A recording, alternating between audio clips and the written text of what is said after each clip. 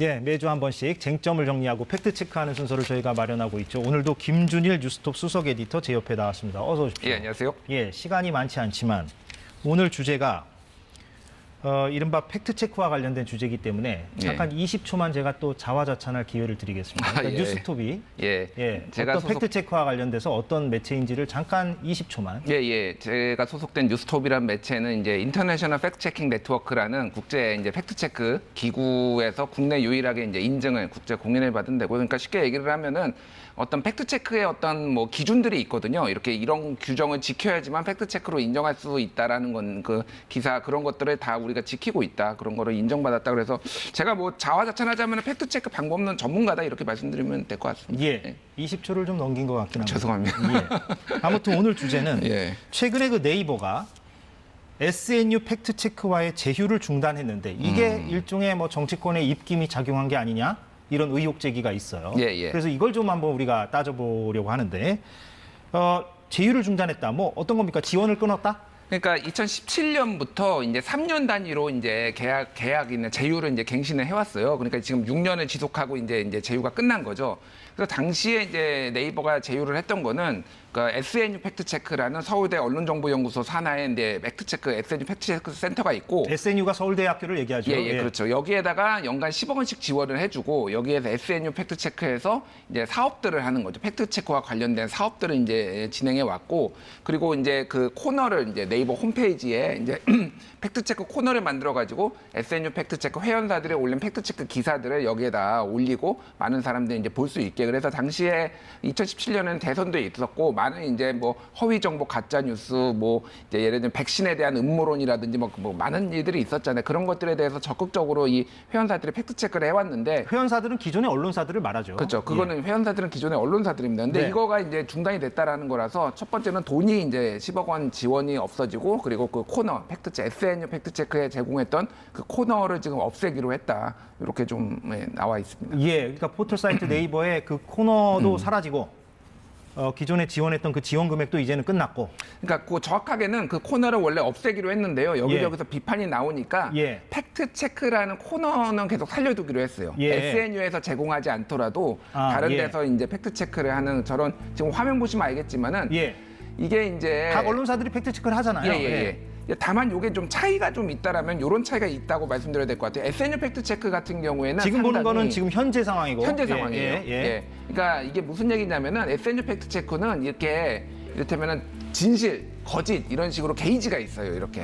지금 보시면 저게 SNU 팩트 체크인데 기존 언론사들이 팩트 체크 관련한 기사를 쓰면 이게 얼마나 진실이고 얼마나 사실이 아닌가를 이렇게 오른쪽에 보면 이렇게 수치를 표시한다. 그렇죠. 이제 게이지라고 보통 얘기를 하는데 요거를 이제 표시를 하고 요거에 대한 근거들을 좀 정확하게 하이퍼링크 형식으로 아니면 이제 이렇게 좀 제시를 하게 되고, 좀 엄격한 규정 같은 경우를 좀 SNU가 이제 SNU 팩트 체크가 요거 요청을 했기 때문에 각 언론사에다가 각 언론사에 그럼 각 언론사가 그거에 맞춰서 했다라고 본다라면은 지금 나온 것들은 이제 그런 규정들이 조금 없이 약간 중구난방으로 팩트 체크가 올라오고 있다. 그래서 각 언론사가 그냥 알아서 올리는 거니까요. 그러니까 제가 말씀드린 거는 이거를 팩트 체크 기사라고 볼 수 있어? 약간 이런 것도, 그러니까 좀 애매한 부분들이 있잖아요. 그런 애매한 기사들도 그냥 팩트 체크라는 이름을 달아가지고 막 올라오고 있는 현실입니다. 쉽게 표현하면 함량이 좀 미달되는 것들도 올라온다.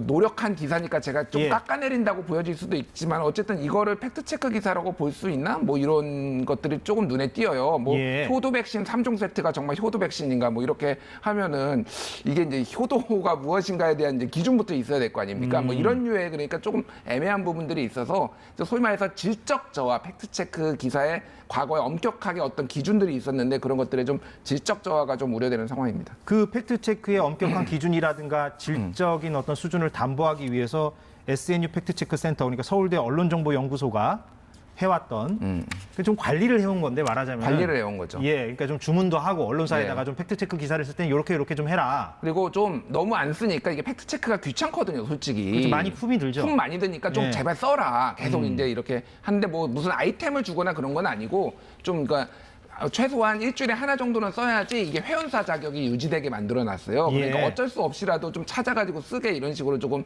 이렇게 많이 푸시를 했다. 이제 뭐 독려를 했다 이렇게 좀 보면 될 것 같습니다. 그럼 정치권의 입김이 작용했는지 여부는 차치하더라도 일단 이렇게 네이버가 제휴를 끊으면 발생할 수 있는 문제점은 뭐라고 얘기할 수 있습니까? 그러니까 팩트 체크에 아까 전에 말씀드렸지만은 질적 저하 그리고 양적으로는 뭐 줄어들지 안 줄어들지는 좀 봐야 되겠지만은 이게 이제 어떤 팩트 체크의 어떤 가이드라인에 맞지 않는 것들이 이제 팩트 체크 어뷰징 기사 뭐 이런 것들이 좀 늘어날 수 있는 거 수도 있고요.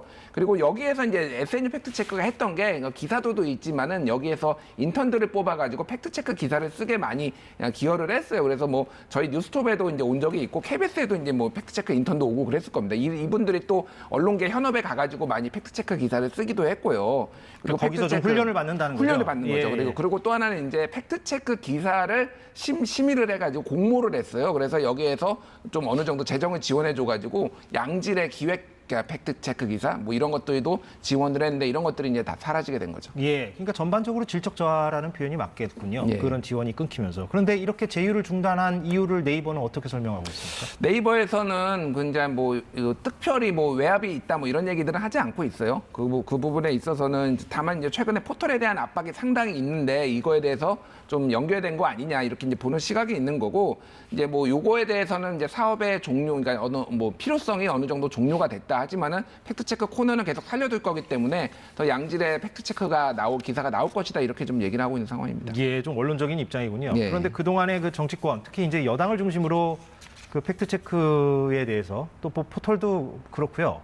여러 가지 그 압박성 발언들이 많이 나왔기 때문에 그게 혹시 영향을 준 게 아니냐 이런 의혹이 나오고 있는 거잖아요. 그러니까 이제 뭐 특히 국민의힘에서 좀 많이 불편해 왔어요. 그래서 이제 박성중 의원이 올해 1월에 얘기를 한 건데 SNU 팩트체크 센터의 검증 건수가 162건으로 부정 비율이 이제 그러니까 국민의힘과 윤석열 정부를 대상으로 한 게 162건인데 부정 비율이 79% 그리고 민주당은 81건만 했는데 부정 비율이 57%다. 그러니까 양도 정부 여당을 많이 하고 부정 비율도 많이 나왔다. 더 비판적이었다. 예. 네, 그러니까 이게 편향됐다, 좌편향됐다 이런 주장을 이제 국민의힘에서 상당히 하고 있는 거죠. 근거가 있는 얘기입니까? 그러니까 이게 예전에 그 2015년에 이런 일이 있었어요. 뭐냐면은 새누리당에서 그때 포털 모바일 뉴스 메인 화면 빅데이터 분석 보고서를 냈어요. 근데 정부 여당의 비판적인 기사가 야당의 비판적인 것보다 8배 많다. 이렇게 얘기를 했거든요. 근데 그때 나왔던 게 이제 뭐 기사들을 보면은 헛다리 짚은 경찰 뭐 이런 것도 정부 여당의 비판적이다. 대학 성범죄 뭐 얼룩지는데 교육부 통계도 못 잡아. 이것도 정부 여당의 비판적이다. 그래서 이런 식으로 잡은 거예요. 매우 넓게 잡은 거죠. 매우 넓게 잡은 거죠. 그래서 실제 박성중 의원이 이제 받은 것도 이제 저희가 확인을 해봤는데. 네. 국민의 힘을 검증한 거는 정치인을 검증한 거는 53건이고요. 그리고 민주당을 검증한 거는 81건입니다. 그래서 오히려 민주당을 검증한 게 더 많아요. 예. 근데 여기에 윤석열 대통령 44건, 대통령실 20건, 장관과 국무위원 45건 등이 다 합쳐지니까 정부 여당을 다 합쳐가지고 더 많다라고 지금 이제 보여지는 거는 맞거든요. 네. 근데 정부에 대해서 정책에 대해서 아니면 장관의 발언에 대해서 검증하는 거는 당연한 겁니다. 그거는 뭐 진보 정부든 보수 정부든 이거를 다 묶어서 이렇게 얘기하는 게 맞느냐. 예. 그러니까 그런 식으로 조금 자의적으로 좀 통계를 해석했다 이런 비판이 나오고 있습니다. 예, 그렇군요. 그리고 설령 정부 여당 쪽에 비판적인 팩트 체크 기사가 많다고 해도 예. 그 수를 맞출 수는 없는 거 아닙니까? 우리가 기자들이 팩트 체크를 한다는 것은 이것이 이제 팩트 체크를 해봐야 되겠다라는 말하자면 속칭 아이템이 된다라는 판단을 했을 때 그걸 쓰는 거잖아요. 그러니까 예. 제가 요 사례를 말씀드리면 2016년 대선 때 미국에서 클린턴 힐러리하고 이제 도널드 트럼프하고 두 사람이 이제 붙었잖아요. 그때 이제 미국에서 팩트 체크 기사가 엄청 쏟아져 나왔는데 대충 도널드 트럼프에 대한 팩트 체크 기사가 더 7 정도, 7대 3, 8대 2 정도로 많았습니다. 그러니까 공화당에서 굉장히 분통을 터뜨렸어요. 왜 우리만 검증을 하냐. 그래서 그때 언론사들, 미국에 있는 언론사들이나 팩트 체커들이 얘기를 한 게 트럼프 네가 거짓말을 많이 하니까 우리가 할 수밖에 없는 거다라고 얘기를 한 겁니다. 그래서 이거는 5대5로 기계적 균형을 맞출 수도 없고 맞춰서도 안 되는 겁니다. 그리고 정부 여당이나 이런 고위 관계자들의 발언이 더 검증 대상에 많이 올라오는 것도 사실이고 그리고 그게 반드시 다 거짓으로 증명되는 것도 아니에요. 예, 일부 뭐 참도 있을 테니까. 참도 있을 테니까요. 그러니까 이거에 대해서 나는 그러면 견제받지 않겠다? 이런 태도나 마찬가지라는 거죠. 그러니까. 예, 알겠습니다. 시간이 다 돼서 여기서 좀 마무리해야겠네요. 예. 사실 그 기계적 균형을 팩트체크 기사에까지 요구한다는 거는 좀 이해가 좀 안 되는 부분이 있습니다. 예. 예.